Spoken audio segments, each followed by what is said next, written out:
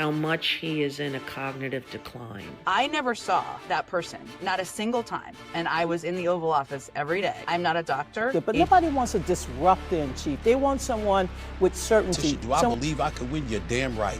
But it's by default. Trump has done more in 100 days than any other president. Joe Biden wasn't running the country, and now its prior personnel are trying to cover up for a mental freefall. Biden can't complete a sentence. President Trump just pulled off one of the most productive first 100 days in presidential history. And even the liberals are starting to say the quiet part out loud. Do us a favor. Smash that like button, subscribe, and turn on those notifications, because guess what? There is no canceling us now. Roll the tape. Hurry up. I'm having a great time until I start to hear about what's happening in the United States. And it's so overwhelming. And when are people going to start to realize how much he is in a cognitive decline? How he can't form coherent thoughts or sentences. Something is very off with him. And, there's a 25th Amendment, or isn't that what it is? And the delusion is deep with his followers, I have to say. I don't quite understand it. That's not Fox News, and that's not Ben Shapiro. That's Rosie, Trump's the devil O'Donnell, saying Biden's brain checked out. She was around him all the time, and she's telling you flat out, the man on the stage is not the Biden she knew. That's not speculation. That's a frontline witness. And if that's not enough for you, let's pull those receipts. Trump was out here doing press conferences like it was cardio. Joe Biden, you got to lure him out with applesauce and cue cards. 71-21, because one guy can speak and the other guy's got a team praying he doesn't. I think that Donald Trump has been the most open president in my lifetime. Is that a good thing? For me, it is. But for the country, the hour-and-a-half-long sessions in the Oval Office, the whipsaws, the flailing, the contradictions all the time. The Biden administration launched what you called a war on showers. Is that a good thing? I think it's great. He sits there and he takes questions from people he knows don't like him, and he answers the question. Well, it depends on the deal. Now, you don't like the answer? Fine. Okay. But at least he's given the opportunity to the American people to hear what he has to say. Take it or leave it. And even his own people know what time it is. Did the White House cover this up? Did the media cover this up? Like, what? Just sort of in retrospect, and you weren't in the White House in those later moments, but how do you read this? I mean, something I feel I have complicated feelings about, but I'm curious what you think. I mean, I obviously do too. I think cover up is such a loaded phrase. But I also, to your point, I left in May of 2022, just for the facts here. And I have seen Biden once since then, when I took my daughter to the holiday party this last December after he had lost. And so I hadn't seen him in person during that period of time. I never saw that person, not a single time. And I was in the Oval Office every day that was on that debate stage. I'm not a doctor. Aging happens quite quickly. Were things that people saw during that period of time that were similar to that, or would have been in a category of that? I don't know, possibly, right? And all these books are going to tell us. Let's sort of take it in two pieces. First, like your old colleagues, and you talk to these folks, I talk to these folks. Like, do you think that were they actively covering it up? Were they sort of in denial, or was that just a bad debate? Like, what is your read on that? Well, this is what I mean about cover up is a very loaded term, I think. Well, it means you knew that it was really bad and you're pretending otherwise, versus you're deluding yourself, which I think is what people do a lot. Well, I understand, but I still think it's like cover up is often like a crime, right? We're talking, when people use that term. They say it's worse than the crime. People use that term as they relate to Watergate, or the covering up of not sharing public information about a war. Yeah, and I'm not accusing anybody of a crime. I understand, but other people have used that term, and I think it's a bit of a dangerous. Please tell me y'all heard that. She was in the Oval Office every day. And even she's saying the Biden on the debate stage looked like a body double.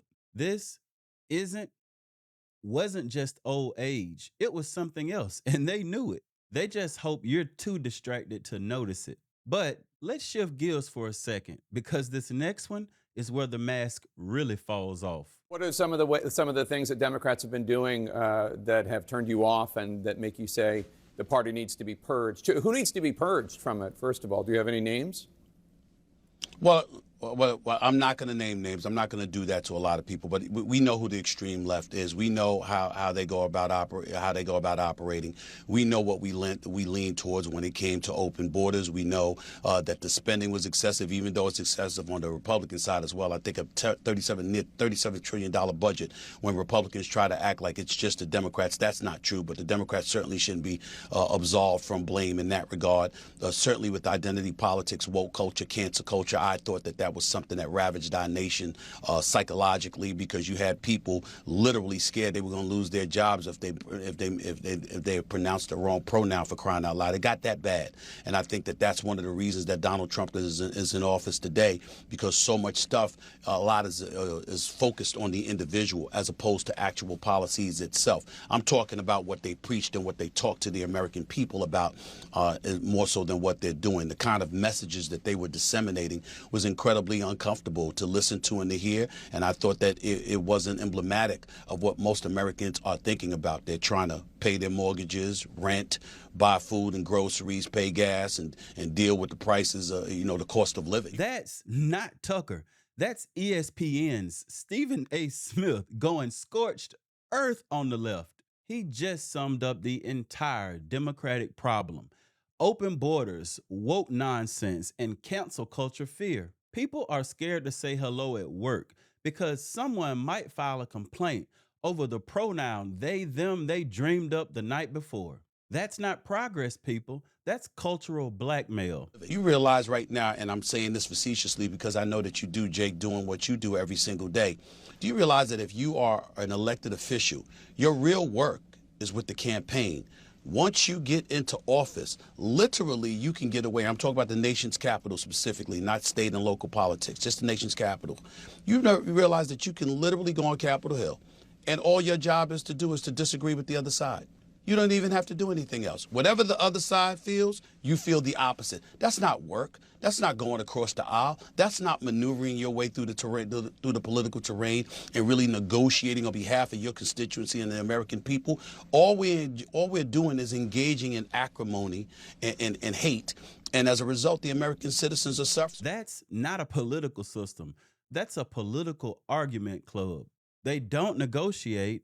They don't legislate. They throw sound bites at each other while you can't buy groceries. It's all performance, people, and you're the one footing the bill. So when I look at it from that standpoint, and I think the kind of impact that I could have as a centrist, as a moderate, as somebody who believes in being sensical and engaging in common sense, unfortunately, I believe that if I did take this very, very seriously and I moved forward and I decided that I wanted to be a politician, do I believe I could win? You're damn right. But it's by default. It's not because I'm the most qualified candidate in the world. It's because of the state of our politics in the nation's capital, the politicians that we're looking at, and the fact that we don't believe for 1 second that they are serving the interests of the American people, nor are they interested in it.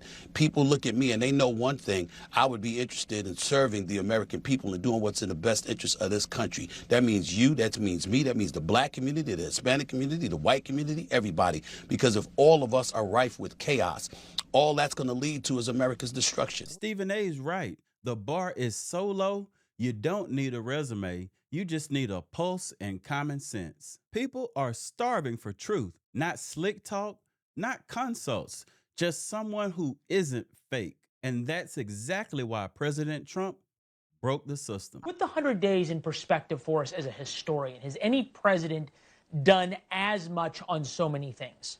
No. Trump has done more in 100 days than any other president in United States history. Number two is Washington. So Not a bad guy to be number two, too. Okay? So George had to start from scratch to build a federal apparatus. And he did, but he did it slowly. It wasn't like Trump. Trump knew the day he was undone, he was going to sign 100 executive orders because Biden was such a disaster in his mind. Trump came in like a wrecking ball and had everyone looking confused. He's done more in the first 100 days than anyone other than Washington, who had to invent the job. This wasn't chaos, this was production. And that's what scares the swamp the most. And you know, the most important screenshot that you put up on that package just earlier was the picture of Kamala Harris. Because you know what? It actually matters who you run against. And it turns out that when Donald Trump laid out his agenda for the American people, which I've said people were looking for the biggest middle finger and they found it, they have a choice to make. And they saw the choice. They saw Kamala Harris. They said, we don't want to go that direction anymore in this country. And you know what? Warren Buffett and all these other guys that have made lots of money on Chinese investments, maybe they don't like it. But you know what? I think it's too bad. But I think eventually we're going to get to the next 100 days, which we are now. And now you're going to see things, tax cuts, rebuilding, on the tariff policy. And I just wouldn't judge too early here, because I think Donald Trump does have a way of touching the fire and then going back to the drawing board and getting things lined up. And I think that's what he's doing. Kamala was the left's, in case of emergency, break glass option. Really, voters looked at her and said, no thanks, we'll take the orange guy with results. I mean, really, think about it. She's not their safety net. She's what you call political quicksand. We know Donald Trump campaigned on a litany of issues, George, but I think the American people really assumed that the president would put most of his focus on lowering costs, on ensuring that Americans can make ends meet, buy groceries, of course, pay for their rent and gasoline, create jobs, create a future for the American people. He campaigned as a disruptor, but nobody wants a disruptor in chief. They want someone with certainty, someone who can work with our allies, rebuild, from the bottom up. And what we've seen with Donald Trump is something totally different. He's doing every single thing he said he was going to do. Now, some people don't like it, but to think that Donald Trump was not going to disrupt the federal government, disrupt our trade relationships by implementing tariffs, he promised it. And that's the part they can't forgive. Trump didn't lie to get elected. He told you what he was going to do, and then what? He did it. Trump didn't play by their rules, and he didn't ask for their permission. I mean, your head should explode when you hear the President of the United States say that he's not really sure if he's going to abide by the Constitution, and then say something as weak as that he's not a lawyer. It doesn't matter what he is. He's the President of the United States. And the idea that he can seriously, with a straight face, say something like that should offend all Americans, should offend all voters, and should be an indicator of who he is as a person. And I think one of the things we were talking about earlier was sort of a legislative responsibility. The reality is right now it's not just the president who's behaving as though the Constitution doesn't matter. So is the legislature. We every week, week after week, are passing less than 5 or 6 bills, and they're ridiculous bills that mean nothing. We have so far had 5 laws come into being as a result of the last 100 days. We are anemic as a legislative body, and we refuse to actually do our constitutional job. 5 laws, that's it. While you're dealing with inflation, open borders, and threats from China. Congress passed 5 laws and then went to lunch. Does it look like they're working or stalling? And they still expect you to vote for them like everything's fine. The bottom line here is Biden's struggling, Trump's winning, and DC is faking.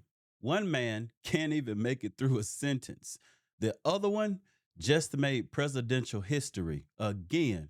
And the rest, they're cashing checks and pointing the finger. What I've come to realize is it's not left versus right anymore. It's results versus excuses. And America's waking up. If you're tired of the lies, the theater, and all those distractions, hit that like button for me. Subscribe and turn on those notifications so you don't miss another drop. Thank you. God bless. Listen.